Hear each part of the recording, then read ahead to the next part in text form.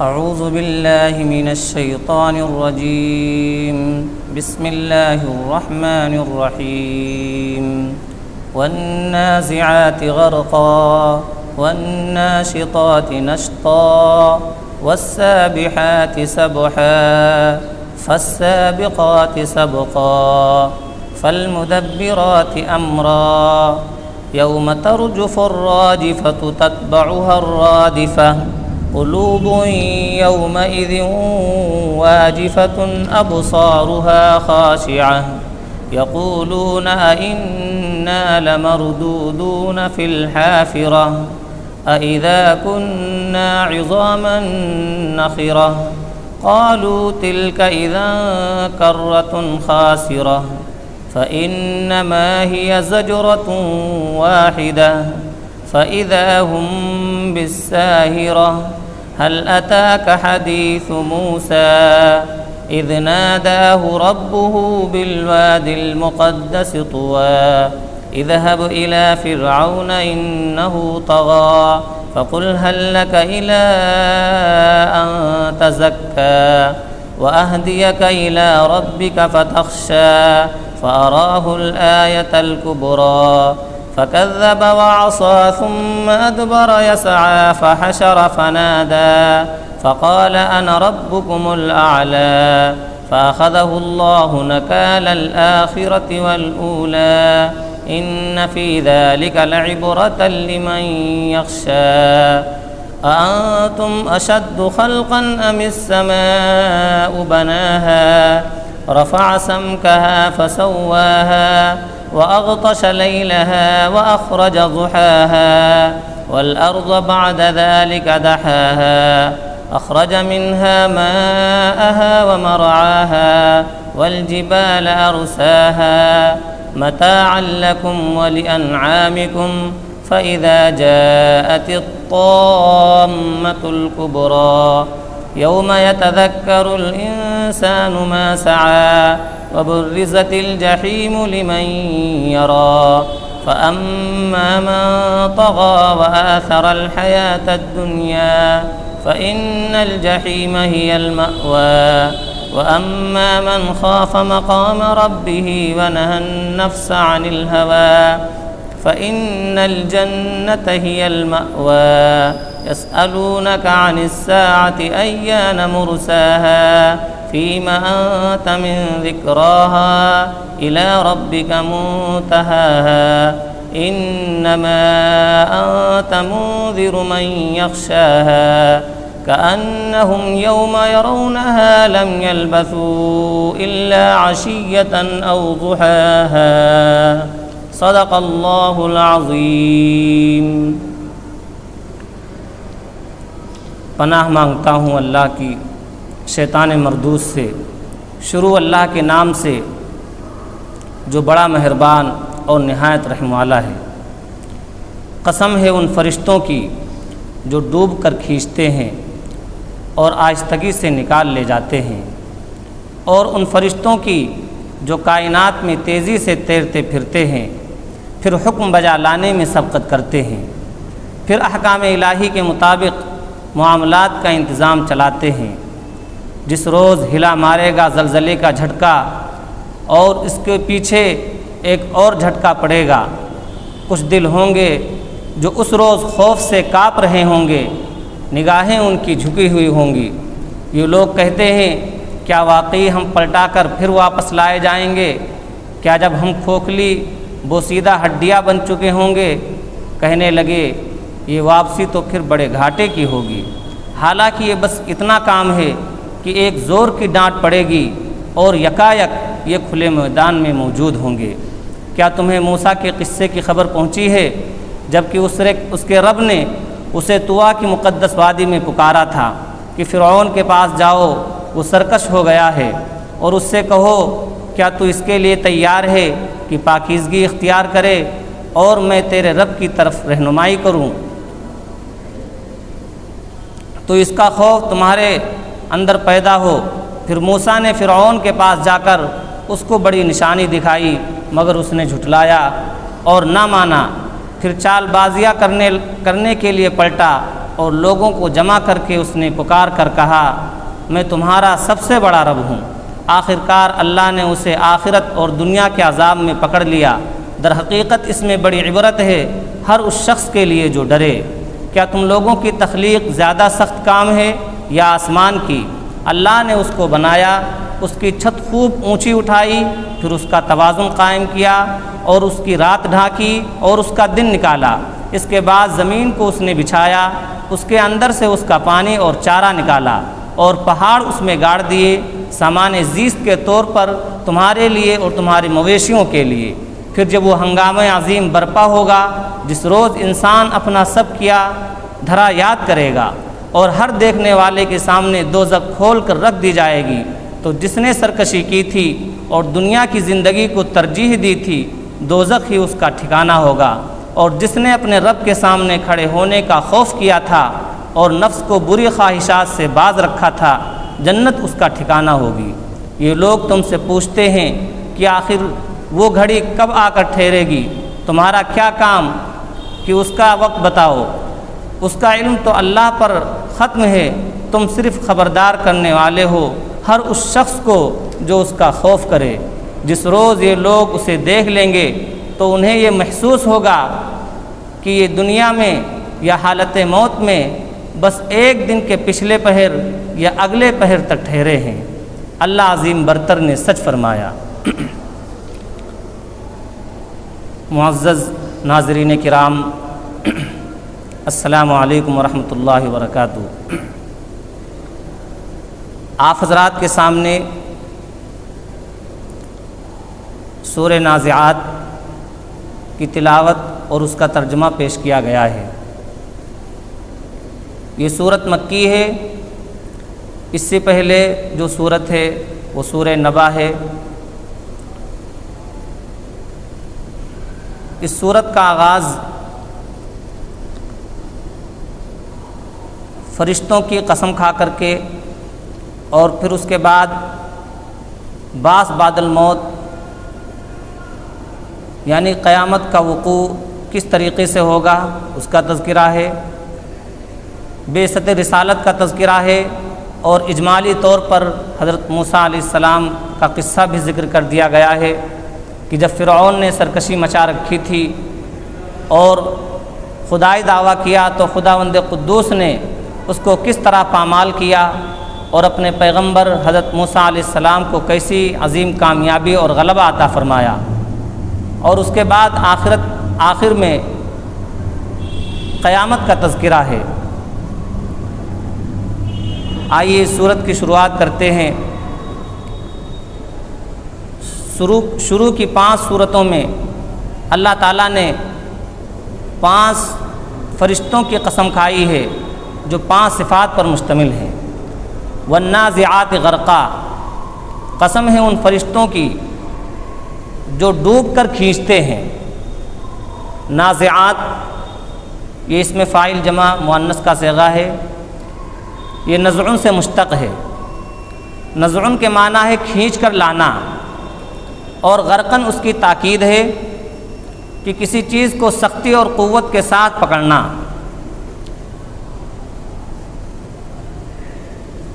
اس سے مراد وہ فرشتے ہیں جو کافروں کی جان سختی سے نکالتے ہیں۔ دوسری آیت میں اللہ تعالیٰ فرماتا ہے والناشطات نشطا،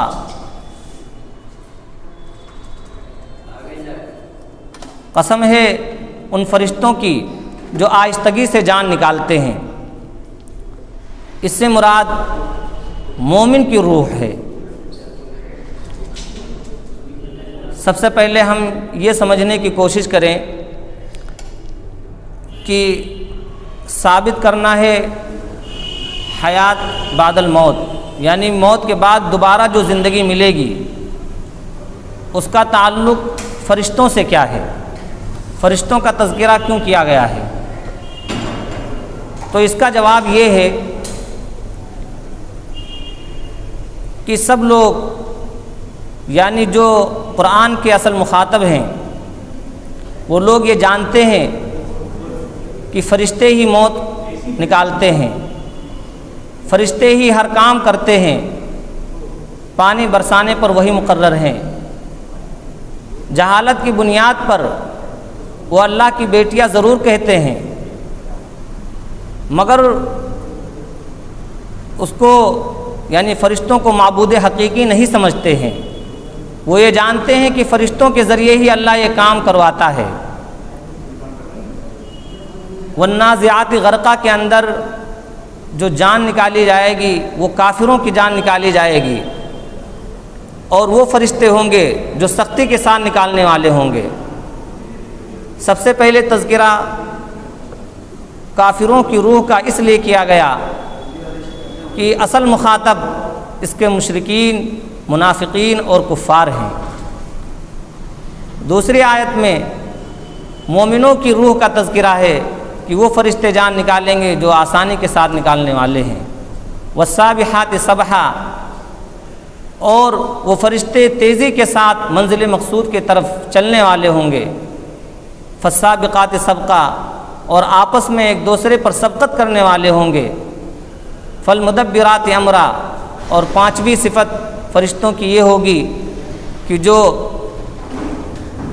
احکام الہی کے مطابق معاملات کا انتظام کرنے والے ہیں۔ اس کے بعد جواب قسم ہے یوم ترجف الراجفہ، کہ قیامت ضرور قائم ہوگی۔ راجفہ سے مراد نفخہ اولا ہے۔ تتبعها الرادفہ، اس کے پیچھے ایک اور جھٹکا آئے گا، اور رادفہ سے مراد نفخہ ثانیہ ہے، جیسا کہ سورہ زمر میں ہے وَنُفِخَ فِي الصُّورِ فَصَعِقَ مَنْ فِي السَّمَاوَاتِ وَمَنْ فِي الْأَرْضِ إِلَّا مَنْ شَاءَ اللَّهُ، کہ پہلی مرتبہ جب سور پھونکا جائے گا تو آسمان اور زمین میں جتنے لوگ بستے ہیں، جو مخلوقات خداوندی ہے، سب کے سب گر کر مر جائیں گے، اور اللہ جس کو چاہے گا وہی بچے گا۔ ثم نفخ فیہ اخری فاذا هم قیام ینظرون، پھر دوبارہ جب سور پھونکا جائے گا تو سب لوگ اٹھ کھڑے ہوں گے اور اللہ کی طرف چل پڑیں گے۔ قلوب یومئذ واجفہ، بہت سے دل اس دن کانپ رہے ہوں گے، دھڑک رہے ہوں گے۔ قلوب یہ جمع ہے، اور سارے قلوب مراد نہیں ہیں، کچھ قلوب ہوں گے، کچھ دل ہوں گے جو دھڑک رہے ہوں گے۔ مومنوں کے بارے میں اللہ فرماتا ہے لا يحزن الفزع الاکبر وتتلقاهم الملائکہ ھذا یومکم الذی کنتم توعدون، کہ جس دن لوگ گھبراہٹ کے مارے پریشان ہوں گے، انتہائی گھبراہٹ کے وقت جو اللہ کے نیک بندے ہوں گے ان کو پریشان نہیں کرے گا، وہ مطمئن ہوں گے، اور فرشتے ان کو ہاتھوں ہاتھ لیے ہوں گے اور کہیں گے ھذا یومکم الذی کنتم توعدون، یہ وہی تمہارا دن ہے جس کا تم سے وعدہ کیا جاتا تھا۔ لیکن جو مجرمین ہوں گے، جو انکار کرنے والے ہوں گے، ان کے دل دھڑک رہے ہوں گے اور ان کی آنکھیں مارے ندامت کے جھکی ہوئی ہوں گی۔ وہ لوگ کہتے ہیں اَإِنَّا لَمَرْدُودُونَ فِي الْحَافِرَةِ، کیا جب ہم مر جائیں گے تو ہم پہلے حالت میں پھر لوٹائے جائیں گے؟ کیا جب ہم مٹی ہو جائیں گے، ہم بوسیدہ ہڈیاں ہو جائیں گے، پھر ہمیں دوبارہ لوٹایا جائے گا؟ یہ تو بڑی خسارے کی بات ہوگی۔ یعنی وہ لوگ تعجب نہیں کرتے تھے، وہ یہ نہیں سمجھتے تھے کہ ایسا ہوگا، بلکہ وہ مذاق اڑاتے تھے، استہزاء کرتے تھے۔ جیسے کوئی خیر خواہ ہو، وہ یہ کہے کہ اس راستے پر نہ جانا، وہاں پر شیر ہے مار ڈالے گا، اور مخاطب تکذیب کے طور پر کہے کہ وہاں شیر ہے ادھر نہ جانا، وہ کھا جائے گا۔ مطلب اسے معلوم ہے کہ وہاں شیر ویر نہیں ہے، لیکن ڈرانے کے لیے، جھٹلانے کے لیے ایسا کہہ رہا ہے۔ تو مشرکین اور منافقین اسی طرز پر کہتے تھے کیا مرنے کے بعد ہماری دوبارہ پھر واپسی ہوگی؟ یہ تو بہت ناممکن بات ہے، اور ایسا ہوگا تو بڑی خسارے کی بات ہے۔ اللہ تعالیٰ فرماتا ہے کہ جس کو تم بہت بڑا سمجھ رہے ہو کہ مرنے کے بعد دوبارہ زندگی ملے گی، تو یہ کان کھول کر سن لو، فَإِنَّمَا هِيَ زَجْرَةٌ وَاحِدَةٌ، وہ بس مختصر کام ہے، بس ایک ڈانٹ کی ضرورت ہوگی اور سارے کے سارے میدان میں پہنچ جاؤ گے۔ اللہ تعالیٰ فرماتا ہے أَفَأَعِينَا بِالْخَلْقِ الْأَوَّلِ، کیا ہم پہلی مرتبہ پیدا کرنے سے تھک گئے ہیں؟ یعنی جس اللہ نے سب کو بنایا ہے، ہمارا وجود نہیں تھا، ہمیں وجود عدم سے وجود بخشا، تو کیا وہ ہمارے پیدا کرنے پر قادر نہیں ہے؟ دوبارہ وہ ہمیں پیدا نہیں کر سکتا ہے؟ پھر اس کے بعد حضرت موسیٰ علیہ السلام کا تذکرہ یہاں سے شروع ہوتا ہے۔ آپ صلی اللہ علیہ وسلم پر جو مصیبت اور تکلیف آئی، اس کی تسلی کے لیے آپ نے یہاں پر اجمالاً حضرت موسیٰ علیہ السلام کا قصہ بیان کر دیا گیا تاکہ آپ کو تسلی ہو جائے اور یہ بھی لوگوں کو معلوم ہو جائے کہ جو لوگ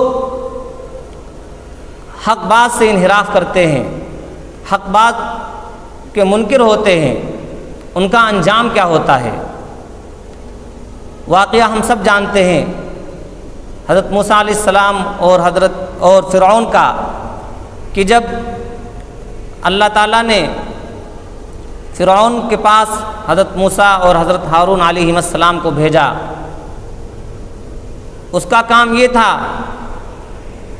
کہ وہ لوگوں پر ظلم کرتا تھا، لوگوں کو مختلف گروہوں میں بانٹ رکھا تھا، عورتوں کو چھوڑ دیتا تھا، بیٹوں کو قتل کرا دیتا تھا، اور زمین کے اندر سرکشی مچا رکھی تھی۔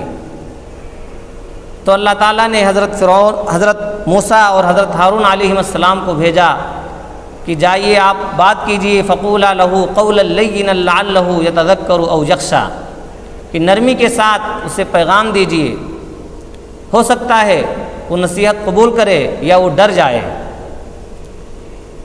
حضرت موسیٰ علیہ السلام نے جا کر کے وہاں پر بڑی نشانی دکھلائی اور ہدایت بھی کی، کیا تو چاہتا ہے کہ تو سنور جائے اور میں تیرے رب کی طرف رہنمائی کروں تاکہ تیرے اندر ڈر پیدا ہو؟ اس بنیاد پر آیت الکبریٰ یعنی اژدہا جو بطور معجزہ کے طور پر دکھلایا گیا، جادوگروں کو اس نے جمع کیا، جادوگر بھی کہنے پر مجبور ہو گئے، فَأُلْقِيَ السَّحَرَةُ سَاجِدِينَ قَالُوا آمَنَّا بِرَبِّ الْعَالَمِينَ رَبِّ موسیٰ وَہارون، کہ سب کے سب سجدے میں گر گئے اور کہنے لگے کہ ہم ایمان لاتے ہیں رب العالمین پر، جو موسیٰ کا بھی رب ہے اور ہارون کا بھی رب ہے۔ لیکن اس نے جھٹلایا، انکار کیا، بات نہیں مانی، اور وہ لوگوں میں اعلان کرنے لگا انا ربکم الاعلی، میں تم سب کا رب ہوں اور سب سے بڑا رب ہوں۔ ایک جگہ قرآن کریم میں اللہ تعالیٰ ارشاد فرماتا ہے کہ فرعون کہتا ہے یا ایھا الملأ ما علمت لکم من الہ غیری، کہ اے سرداران قوم، مجھے نہیں معلوم ہے کہ میرے علاوہ تمہارا کوئی اور معبود ہے۔ تو پھر اس کے نتیجے میں فرعون نے جب سرکشی کی، بات نہیں مانی اور اپنی قوم کو دھمکی تک دیتا رہا، فوقاه اللہ سیئات ما مکروا وحاق بآل فرعون سوء العذاب، اللہ تعالیٰ کا عذاب اس پہ آ گیا اور سمندر کے اندر وہ غرق ہو گیا۔ النار یعرضون علیہا غدوا وعشیا، صبح و شام اس پر آگ پیش کی جاتی ہے، یعنی برزخ میں اسے یہ سزا مل رہی ہے۔ ویوم تقوم الساعہ، اور جب قیامت قائم ہوگی تو کہا جائے گا ادخلوا آل فرعون اشد العذاب، کہ اس کو اور سخت عذاب میں ڈال دو۔ اسی کا تذکرہ اللہ فرماتا ہے فأخذہ اللہ نکال الآخرۃ والأولیٰ، کہ اللہ نے اس کی دنیا اور آخرت میں سزا دی اور عذاب میں گرفتار کر دیا۔ تو اس کا کام یہ تھا کہ وہ ناحق ظلم کرتا تھا، مخلوق پر یہ ظلم کرتا تھا کہ کہ وہ سماجی اعتبار سے لوگوں کو پریشان کر رکھا تھا اور مذہبی اعتبار سے وہ اپنے آپ کو خدا سمجھتا تھا۔ اللہ تعالیٰ نے فرمایا ان فی ذلک لعبرۃ لمن یخشی، کہ اس میں یعنی اس واقعے میں بڑی عبرت ہے اس شخص کے لیے جو اللہ سے ڈرے۔ پھر آگے اللہ تعالیٰ فرماتا ہے کہ جو لوگ یہ کہتے ہیں کہ مرنے کے بعد دوبارہ ہم کیسے زندہ ہوں گے، اللہ فرماتا ہے انتم اشد خلقا ام السماء بناہا، کیا تمہارا زیادہ پیدا کرنا مشکل ہے یا آسمان کا؟ قرآن کریم میں اللہ فرماتا ہے لخلق السماوات والارض اکبر من خلق الناس ولکن اکثر الناس لا يعلمون، کہ آسمان اور زمین کا پیدا کرنا یہ بھاری کام ہے مخلوق کے پیدا کرنے سے، لیکن اکثر لوگ نہیں جانتے۔ آسمان کو بنایا، رفع سمکہا فسواہا، اس کی چھت کو بلند کیا، بغیر ستون کے اس کو کھڑا کیا، اور آسمان کے اندر سیارے بنائے، سورج اور چاند بنائے، جس کے ذریعے رات اور دن وجود میں آتا ہے۔ زمین کو بچھایا، زمین کے اندر سے پانی نکالا، اس کے ذریعے چارے پیدا کیے، اور چارے سے مراد حیوان اور انسان کے جو ضرورت کی چیزیں ہیں وہ سب مراد ہیں۔ متاعا لکم ولانعامکم، یعنی آسمان اور زمین کی مثال دے کر کے اللہ تعالیٰ یہ بتلانا چاہتا ہے کہ دنیا کا نظام یوں ہی نہیں چل رہا ہے، کوئی ہے جو اس کو چلا رہا ہے اور اپنے انداز سے چلا رہا ہے۔ ہر جگہ جو دنیا کا سسٹم ہے، سورج ایک ہی وقت ہر جگہ طلوع نہیں ہوتا ہے، الگ الگ وقت میں طلوع ہوتا ہے، الگ الگ طور پر طلوع ہوتا ہے۔ کہیں پر بدلی ہے تو کہیں پر دھوپ ہے، کہیں پر بارش ہے تو کہیں صاف موسم ہے۔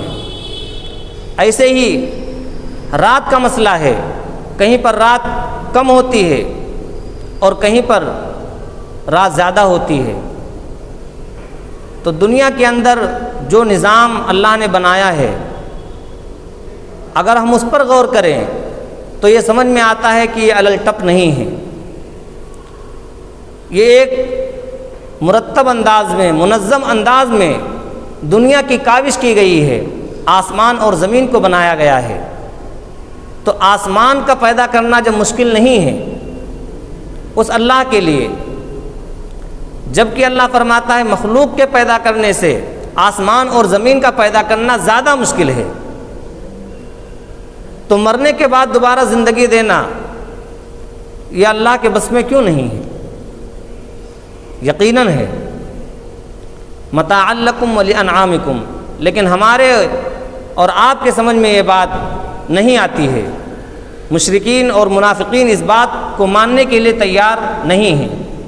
اللہ تعالیٰ فرماتا ہے فَإِذَا جَاءَتِ الطَّامَّةُ الْكُبْرَى يَوْمَ يَتَذَكَّرُ الْإِنسَانُ مَا سَعَىٰ وَبُرِّزَتِ الْجَحِيمُ لِمَن يَرَىٰ، کہ جب ہنگام عظیم برپا ہوگا، جب سور پھونکا جائے گا، یعنی ابھی بھی اگر ہمارے اوپر کوئی پریشانی آتی ہے یا موت کا وقت قریب آتا ہے تو پوری دنیا کی پوری زندگی کا جو نقشہ ہوتا ہے وہ ہمارے سامنے گھوم جاتا ہے۔ اس وقت انسان یاد کرے گا جو اس نے کیا ہوگا، اور جہنم بالکل قریب کر دی جائے گی۔ اب جو شخص دنیا میں آ کر کے سرکشی کی ہوگی، دنیاوی زندگی کو ترجیح دی ہوگی، یعنی دنیا میں آ کر کے خواہشات نفسانی کی پیروی کی ہوگی، اللہ تبارک و تعالیٰ کے احکام کو چھوڑ رکھا ہوگا، فَإِنَّ الْجَحِيمَ هِيَ الْمَأْوَىٰ، تو اس کا ٹھکانہ جہنم ہے۔ اور جو شخص دنیا میں رہ کر کے اپنے رب کو راضی کیا ہوگا، خواہشات نفسانی سے رکا ہوگا، تو جنت ہی اس کا ٹھکانہ ہے۔ اب آخرت کے سلسلے میں، یعنی مرنے کے بعد دوبارہ زندگی ملے گی، اس کے سلسلے میں قرآن عظیم یہ کہتا ہے کہ اولیس الذی خلق السماوات والارض بقادر علی ان یخلق مثلہم بلی وہو الخلاق العلیم، سورہ یاسین میں ہے کہ جس نے آسمان اور زمین کو پیدا کیا، کیا وہ اس بات پر قادر نہیں ہے کہ وہ مردہ کو پھر دوبارہ پیدا کر دے؟ سورہ حج کے اندر اللہ فرماتا ہے یا ایھا الناس ان کنتم فی ریب من البعث، کہ اے لوگو اگر تم بعث بعد الموت پر شک کرتے ہو، مرنے کے بعد دوبارہ زندہ اٹھائے جانے پر شک کرتے ہو، تو تم غور کرو، دیکھو ہم نے تم کو مٹی سے بنایا، تخلیق آدم کے بعد نطفے سے، خون کے لوتھڑے سے، جمے ہوئے خون سے، کوئی مکمل ہے کوئی ادھورا ہے، پھر اس کے بعد ایک مقرر مدت تک ماں کے پیٹ میں رہے، وہاں سے نکلنے کے بعد کوئی شخص ادھیڑ عمر کو پہنچا اور کوئی پوری زندگی یعنی ارذل عمر تک پہنچا۔ تو یہ شخص جو کر رہا ہے، یہ جو ہو رہا ہے، یہ ہمیں اپنے بارے میں معلوم نہیں ہے، یہ وہ اللہ خبر دے رہا ہے۔ یہی اللہ اس بات کی بھی خبر دے رہا ہے کہ قیامت آ کر کے رہے گی، اور عقل کے مطابق بھی یہ بات سمجھ میں آتی ہے۔ اگر ہم غور کریں تو عقل کے مطابق بھی یہ بات سمجھ میں آتی ہے کہ مسئلہ معاد، بعث بعد الموت، یہ ہمارے ساتھ ہو کر کے رہے گا۔ اگر بعث بعد الموت پر ہم یقین نہیں رکھتے ہیں اور اس کو نہیں مانتے ہیں، عقلی اعتبار سے بھی درست نہیں ہے۔ دنیا کے اندر اگر اعتدال قائم ہو سکتا ہے، نظام زندگی سنور سکتی ہے، تو وہ آخرت کی جواب دہی کا احساس ہے۔ اگر یہ کنسیپٹ نہیں ہے تو زندگی کے اندر توازن نہیں ہو سکتا، نہ ہمارے اخلاق اچھے ہوں گے، نہ ہمارے کردار اچھے ہوں گے، اور نہ ہی کوئی کسی کے بس میں ہوگا، سب شترے بے مہار ہوں گے۔ اور اللہ تعالیٰ نے جو انسان کو اشرف المخلوقات بنایا ہے، وہ حیوان سے بھی بدتر ہو جائے گا، اس لیے کہ حیوان کے اندر عقل و شعور کا ادراک کم ہوتا ہے، وہ ہر فکر سے آزاد ہوتا ہے، اور انسان جو ہوتا ہے اس کو فکر بھی ہوتی ہے، وہ غموم و ہموم میں بھی مبتلا رہتا ہے۔ تو اس اعتبار سے دیکھا جائے کہ کبھی وہ ماضی کے بارے میں سوچتا ہے تو غم میں مبتلا ہو جاتا ہے، اور کبھی مستقبل کے اندیشے سے پریشان رہتا ہے۔ تو اس سے بہتر تو ایک جانور ہے جو ہر فکر سے آزاد ہے، ہر غم سے آزاد ہے، وہ کھاتا پیتا ہے۔ رہا سوال یہ کہ جسمانی لذتوں کا اور راحتوں کا، تو حیوان اور انسان دونوں برابر ہیں۔